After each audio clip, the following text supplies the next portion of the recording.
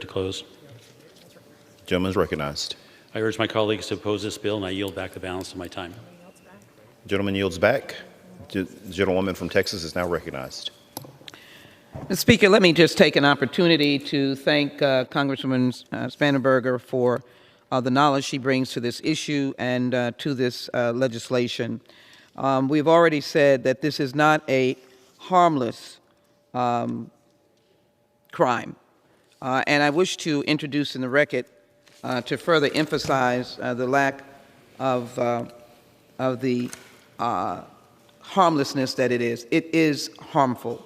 I'd like to introduce cybercrime predictions for 2022, deepfakes, cryptocurrencies, and misinformation, and just say that one sentence says it all: fake news 2.0 and the return of misinformation campaigns.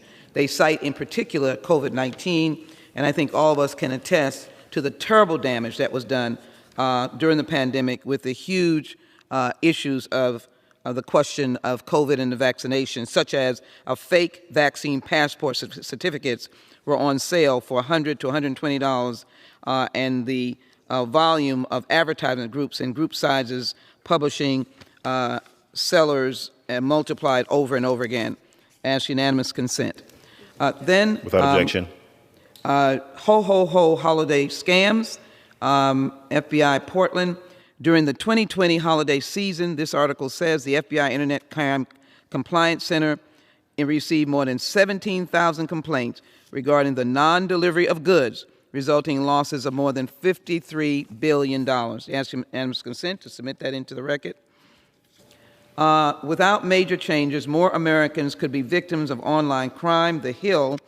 And when you turn on the TV or read the newspaper, it's hard to ignore headlines: Colonial Pipeline, a victim of massive ransomware attack, 50 million people affected by T-Mobile data breach, hackers exploit SolarWinds to spy on U.S. government agencies, and the roll call goes on and on and on. So I thank my colleagues for their words of support for this bipartisan legislation. I believe the time is now. We are going to continue this journey. This is not the last legislative initiative. That is why we'll be holding a hearing tomorrow with the representatives from the FBI, because this is a growing, continuing project and problem. And if I might use the terminology, we'll have to reimagine constantly. This legislation is also supported by law enforcement groups and those with particular expertise in cybercrime, including the National Fraternal Order of Police, the Major Cities Chiefs Association, and the National Association of Police Organizations, the National White Collar Crime Center, and the Cybercrime Support Network.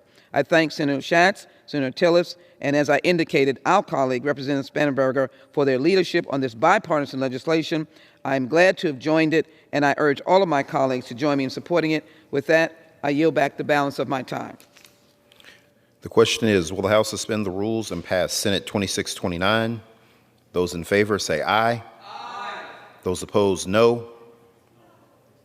In the opinion of the chair, 2/3 being in the affirmative, the rules are suspended, the bill is passed, and without objection, the motion to reconsider is laid. For purposes, the gentleman from Georgia seek recognition. I request the yeas and nays.